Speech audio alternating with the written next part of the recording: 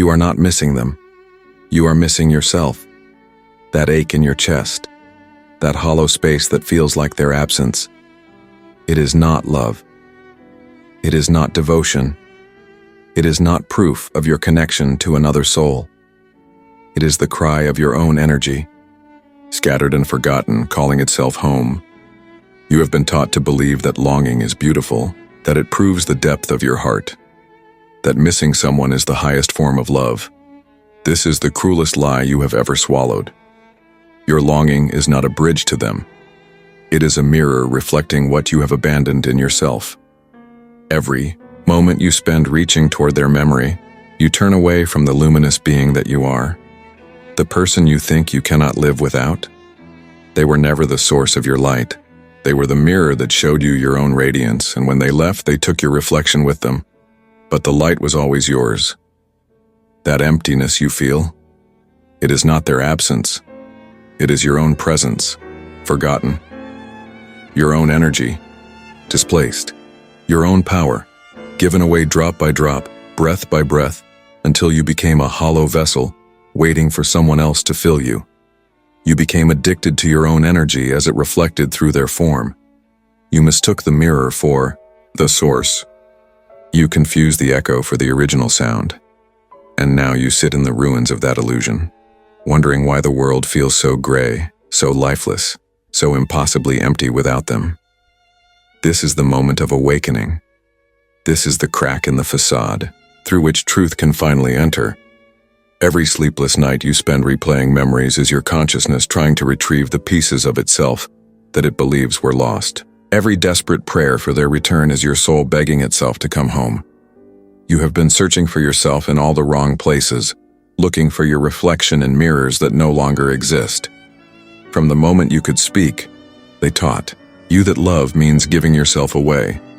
They told you that devotion is emptying your cup into another's, that sacrifice is sacred, that losing yourself in someone else is the highest form of spiritual connection. Your parents modeled it, your religions preached it, your movies celebrated it. The martyr's love, the selfless heart, the soul that finds meaning only in service to another. You learned to scatter your energy like seeds in the wind, hoping they would grow into someone else's garden. You learned to make your happiness dependent on their presence, your peace contingent on their approval, your very sense of self conditional on their love. And when they left, you thought the light went with them. You did not recognize that you had trained yourself to see your own radiance only in their eyes. You had become a moon, believing you had no light of your own, forgetting you are a star. The ache you feel is not their absence. It is the absence of yourself. The part of you that you poured into them, believing that was love. The energy you gave away, thinking that was generosity. You have been living as a ghost of yourself, and now you wonder why you feel empty. Every text you send into the void, hoping for a response. Every song that reminds you of them, cutting through your chest like a blade. Every place you avoid because it holds their memory. All of it is your own energy crying out for recognition. You call it heartbreak. But hearts do not break. Energy disperses. Consciousness fragments. The unified field of your being scatters across time and space, leaving pieces of itself in every person who has ever reflected your light back to you. And you, not understanding the cosmic law at work, believe someone else holds the key to your completeness. You have turned yourself into a beggar at the temple of human love, not knowing you are the temple itself. Watch how you move through the world now.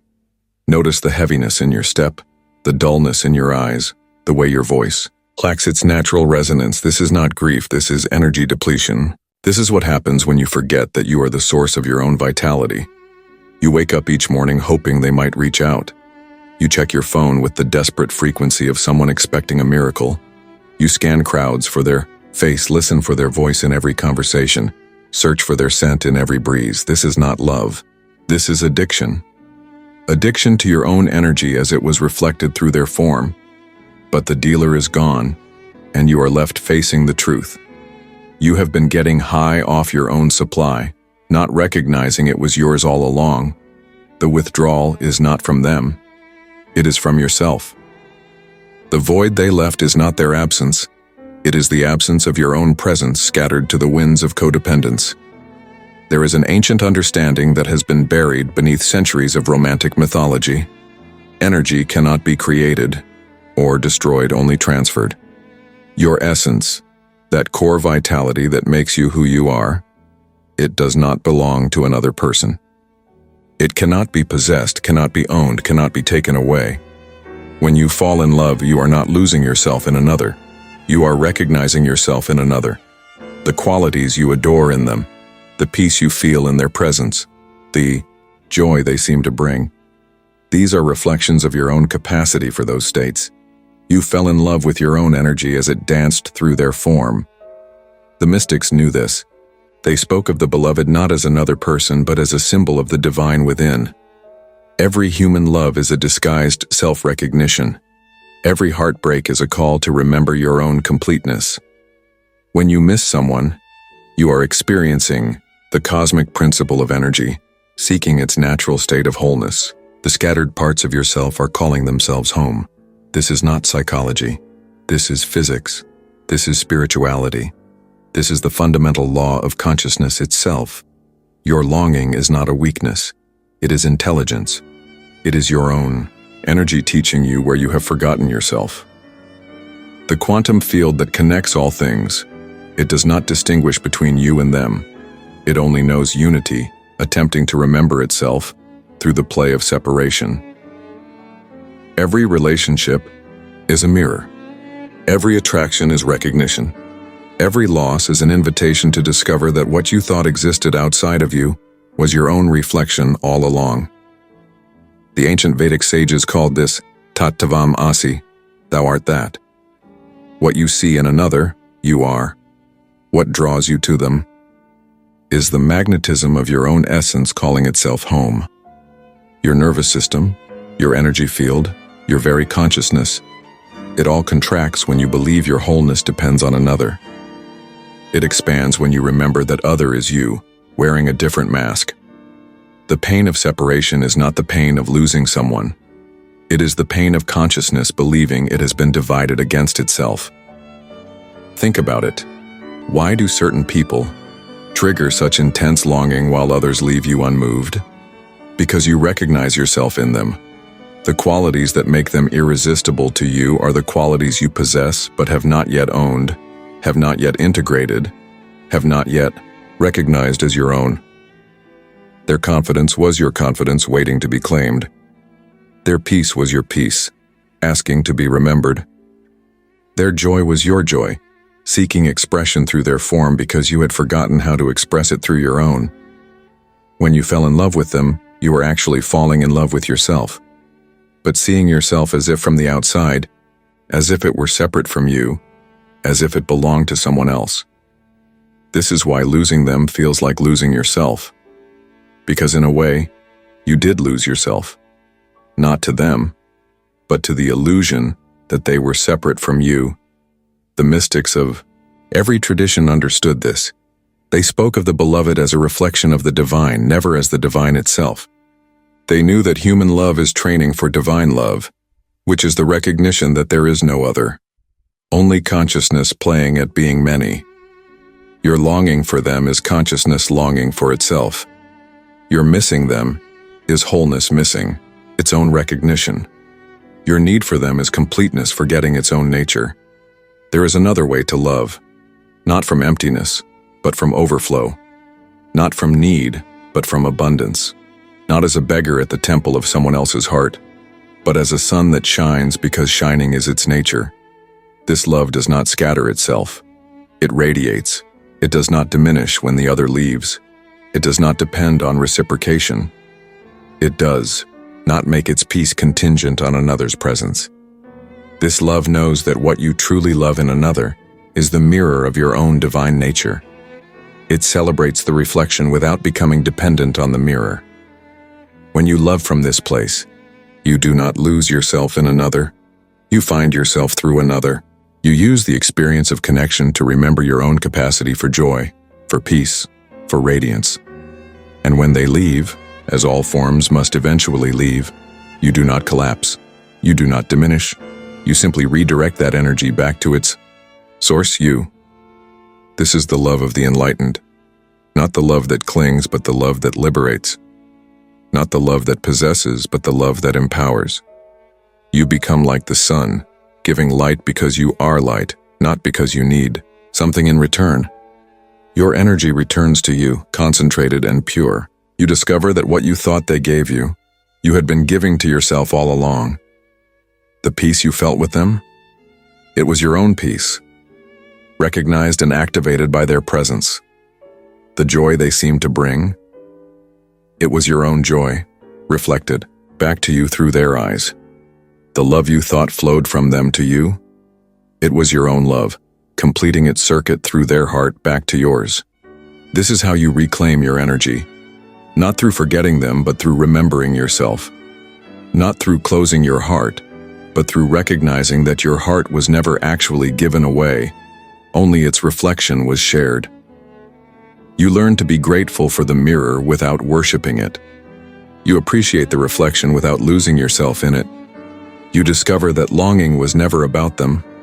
It was always your soul's way of calling you back to the wholeness you never actually lost, only forgot. Every person who has ever broken, your heart was actually breaking the illusion that you were incomplete without them.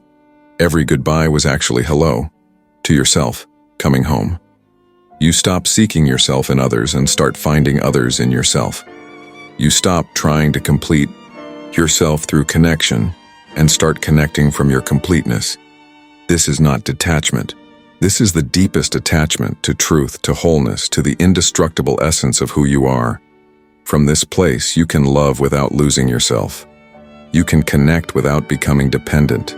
You can appreciate beauty without trying to possess it. You become like a mountain that appreciates the river without trying to redirect its flow, like the sky that holds the clouds without trying to control their movement, like the ocean that welcomes the waves without being disturbed by their coming and going. This is love without attachment. This is connection without dependence. This is relationship without the fear of loss, because you know that what is real cannot be lost, and what can be lost was never real. Your energy flows back to you like water finding its level. Your consciousness expands like light released from behind a dam. Your peace returns like a bird coming home to roost. And in this homecoming, you discover something astonishing. You are not less without them. You are not diminished by their absence. You are not incomplete in your solitude. You are, in fact, more yourself than you have ever been. More alive. More radiant. More whole. This is what it means to call your energy home. This is what it means to love from overflow rather than from need. This is what it means to be complete unto yourself while remaining open to connection with others. But even this understanding must die. Even this radiant self-love, this solar independence, this beautiful recognition of your own wholeness, it, too, must pass through the crucible of silence. For the soul that has found itself still carries the memory of finding. The heart that is healed still bears the scar of its breaking. The energy that has returned still remembers its scattering.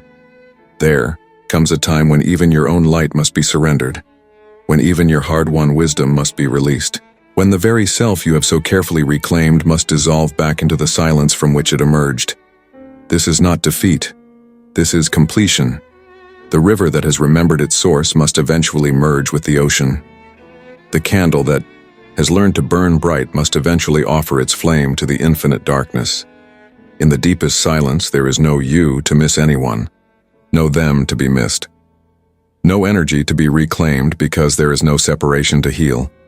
There is only the vast, pregnant emptiness from which all forms arise and to which all forms return. Your longing, your healing, your radiant self-love, all of it dissolves into this primordial stillness.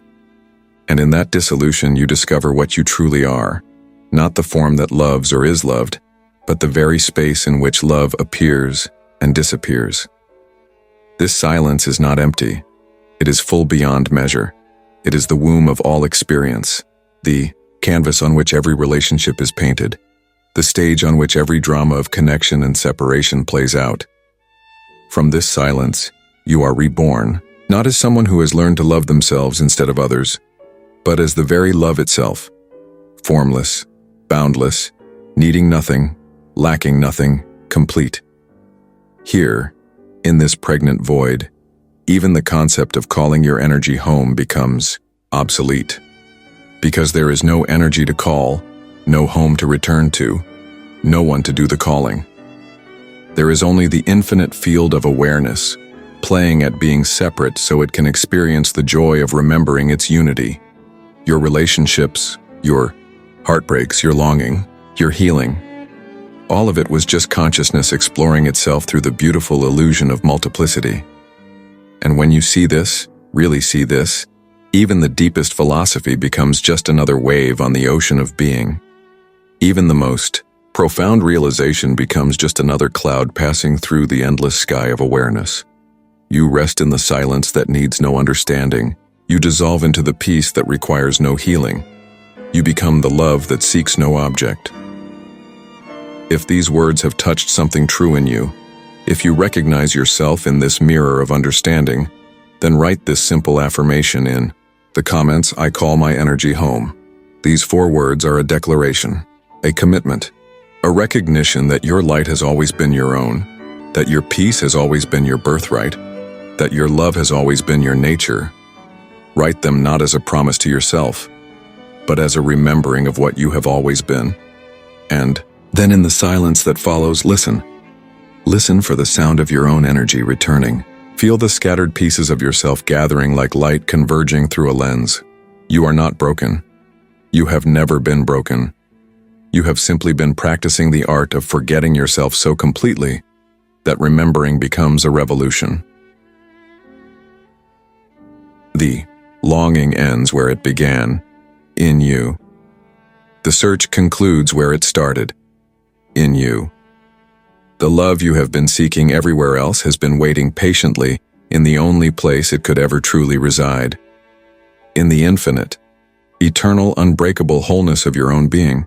But do not make even this into another spiritual concept to cling to. Do not turn your own energy into another object of attachment. Let it flow. Let it return. Let it be what it has always been, the very consciousness through which all experience arises and into which all experience dissolves. Your longing for them was never really about them. It was always your soul's way of teaching you the most fundamental truth of existence. You are already whole. You have always been whole. You could never be anything other than whole. Every person you have ever loved was just your wholeness, wearing a different face teaching you to recognize yourself. Every person you have ever lost was just your completeness, showing you that nothing real can ever be lost because nothing real was ever separate from you to begin with. This is the final understanding. There is no energy to call home because you are already home. There is no self to return to because you never left. There is no love to seek because you are love itself, playing at seeking so you can remember the joy of finding. Welcome home to what you have never actually left. Welcome home to who you have always been. Welcome home.